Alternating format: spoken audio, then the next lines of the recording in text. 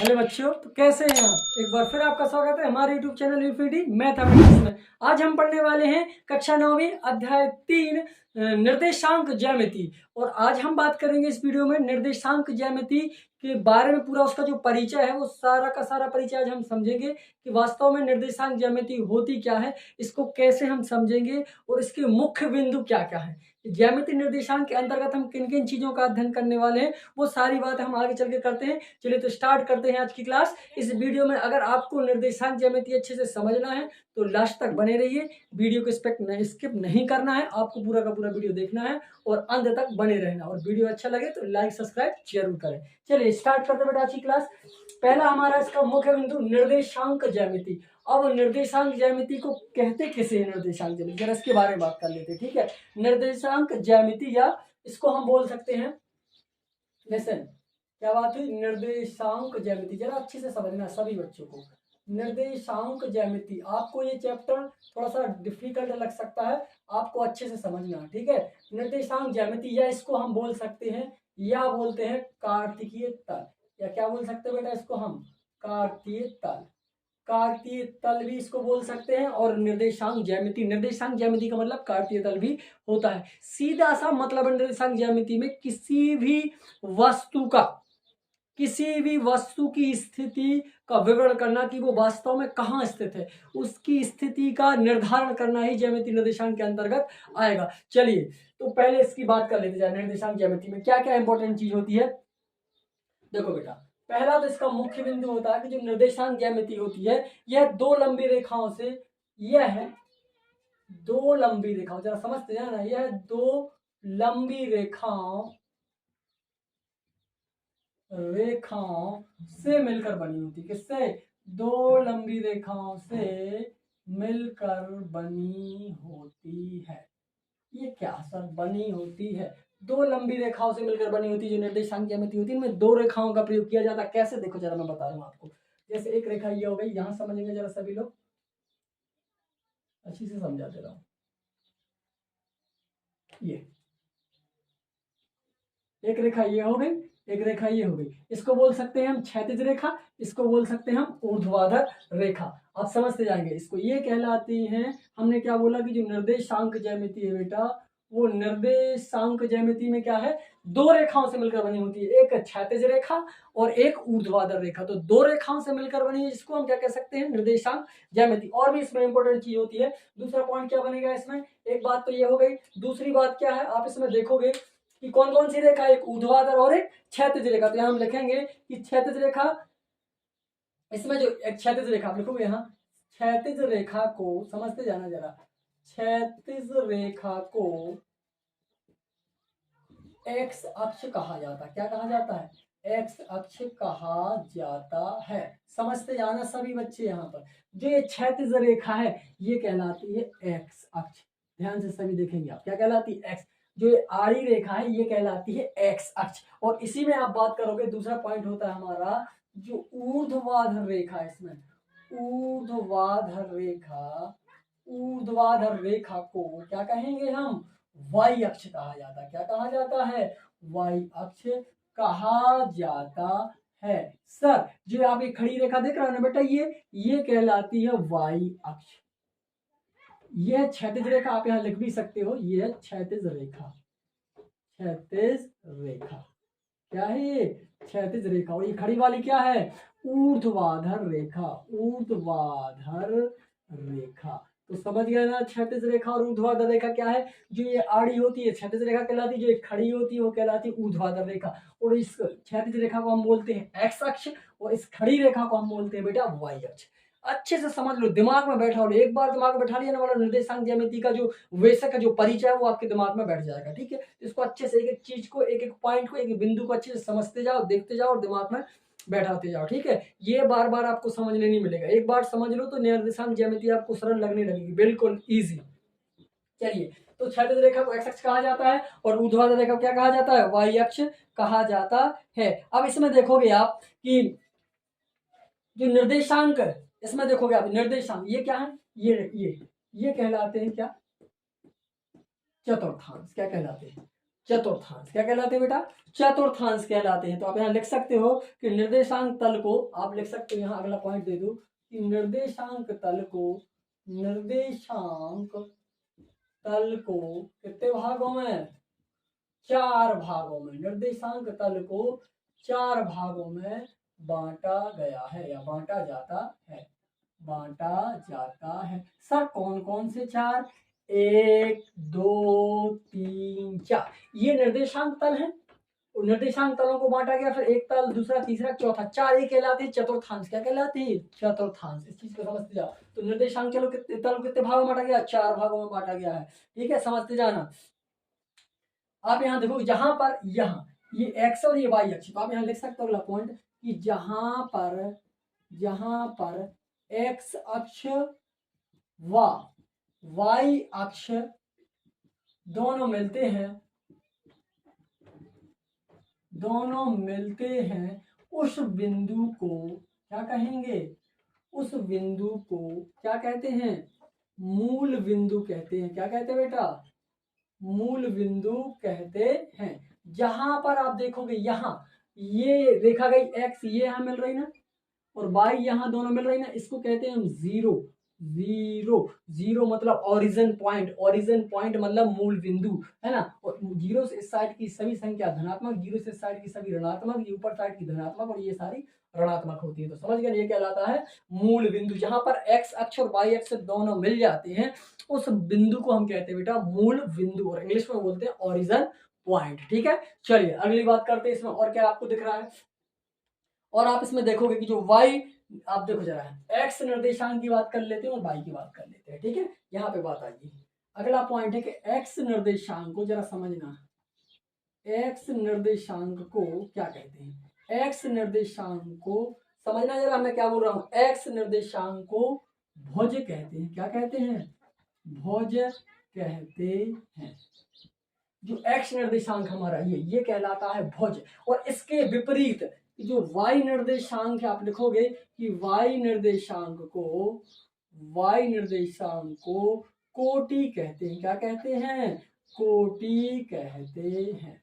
y निर्देशांक को हम कोटि कहते हैं, x निर्देशांक को भुज कहते हैं, जबकि y निर्देशांक को हम कोटि कहते हैं। मतलब जो x अक्ष पे जो बिंदु रहेंगे, जैसे मैंने लिखा 1 2 3 4 5 6 ऐसे, ठीक है। और यहाँ लिखा हमने 1 2 3 4 5, तो जो ये बिंदु कहलाएंगे ना बेटा, ये कहलाते हैं भुज। और जो बाई अक्ष पर बने ना, ये कहलाते हैं कोटि। क्या कहलाते हैं? कोटि। अगर आपको लिखा जाए कि 2 4 में बताइए कोटि क्या होगी, तो पहला अंक कहलाता है भुज। क्या कहलाता है?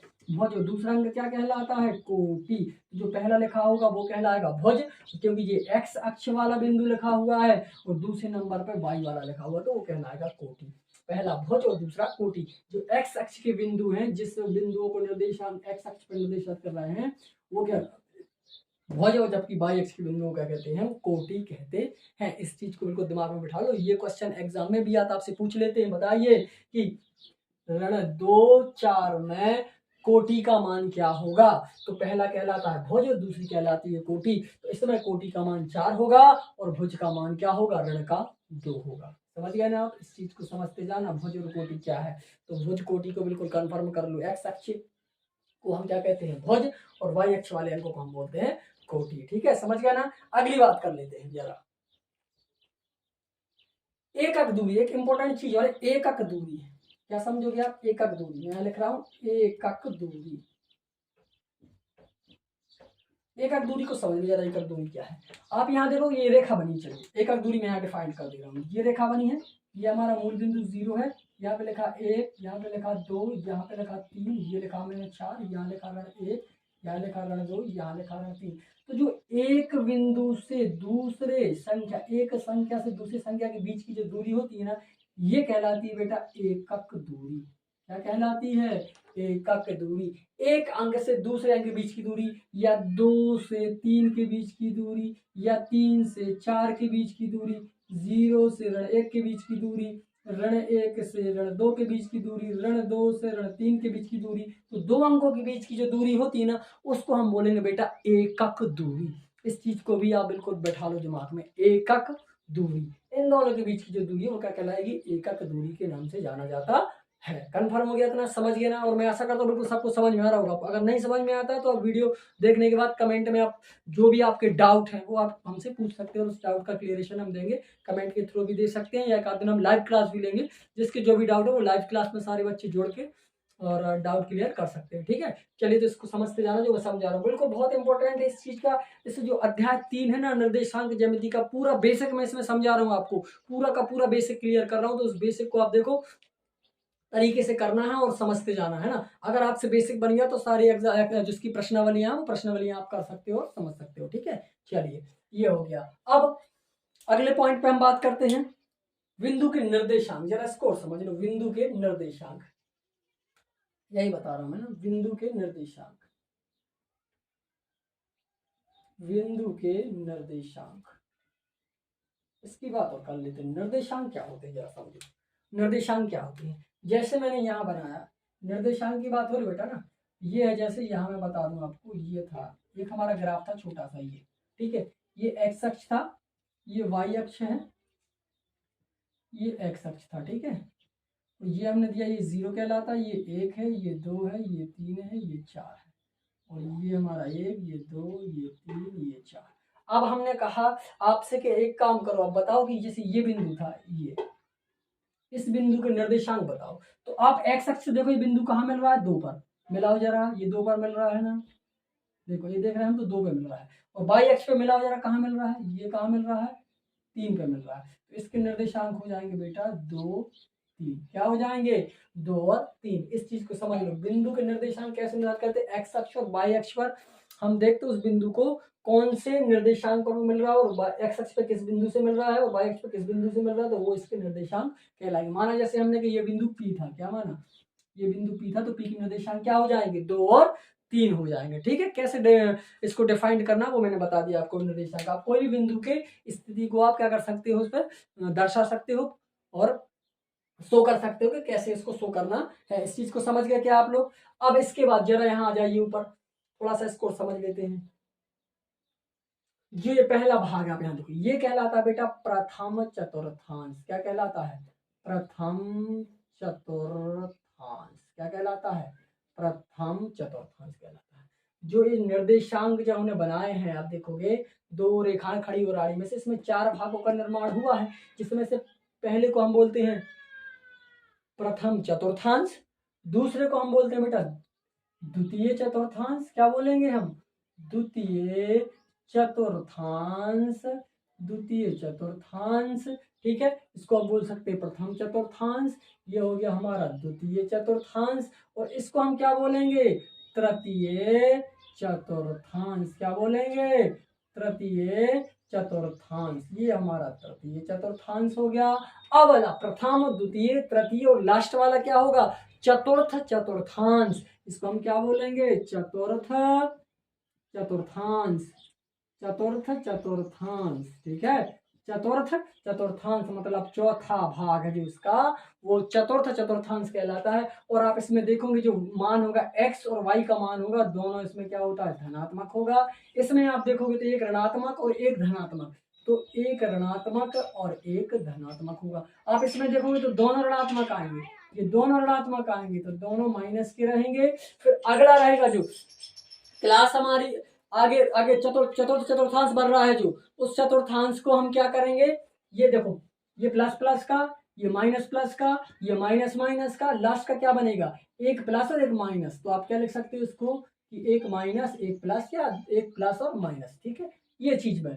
तो अब ये प्रथम चतुर्थांश, द्वितीय चतुर्थांश, तृतीय चतुर्थांश और चतुर्थ चतुर्थांश। ठीक है, इतना क्लियर हो गया आपको। ये था हमारा चैप्टर 3 अध्याय 3 निर्देशांक ज्यामिति से संबंधित पूरा का पूरा बेसिक परिचय मैंने आपको समझा दिया है। और मैं आशा करता हूं कि आपको पूरा का पूरा समझ में आ गया होगा, है ना। तो आपको पूरे कॉन्फिडेंस के साथ, पूरे कॉन्फिडेंस के साथ आपको समझना है, और पूरा का पूरा जो इसका बेसिक है वो पूरा क्लियर करना है आपको, वो अच्छे से पढ़ना। अगर आपसे बेसिक आ जाएगा ना, इसका पूरा ये परिचय आपने समझ लिया, जितना मैंने ये बताया है, ये सारा का सारा परिचय अगर आपने अच्छे से कर लिया, तो पूरा का पूरा चैप्टर, पूरा का पूरा अध्याय 3 आपको बिल्कुल सरल तरीके से आ जाएगा, कहीं भी आपको प्रॉब्लम नहीं जाएगी। तो इस बात का ध्यान रखना, अच्छे से आपको पढ़ना है, समझना है ना। और इसी के साथ ये पूरा हमारा जो चैप्टर 3 है, ज़्यादा बड़ा नहीं है, छोटा ही सा है ना, ज़्यादा बड़ा नहीं है। तो उसमें कॉन्सेप्ट है जो इतने ही है, तो इतना जो मैंने समझाया वो आपको पूरा समझ में आया होगा और अच्छे से आपको करना है। इसी के साथ पूरा का पूरा परिचय हमारा अध्याय 3 निर्देशांक ज्यामिति का पूरा परिचय मैंने इसमें कंप्लीट कर दिया है, एक ही बोर्ड में पूरा कंप्लीट कर दिया है, ज़्यादा कुछ इसका बेसिक है नहीं है, ठीक है, इतना ही है। इसके बाद अगले वीडियो में हम करेंगे एक्सरसाइज 3.1 मतलब प्रश्नावली 3.1 और 3.2, वो दोनों आपको नेक्स्ट वीडियो में मिल जाएंगी। तो इस वीडियो को लास्ट तक देखें, अच्छे से सीखे बेटा। अगर वीडियो अच्छा लगा हो तो वीडियो को लाइक जरूर करें और अपने सहपाठियों से शेयर करें, और अगर आप हमारे चैनल पर नए हैं तो हमारे चैनल को सब्सक्राइब जरूर करें। मिलते हैं बेटा नेक्स्ट वीडियो में। Thank you.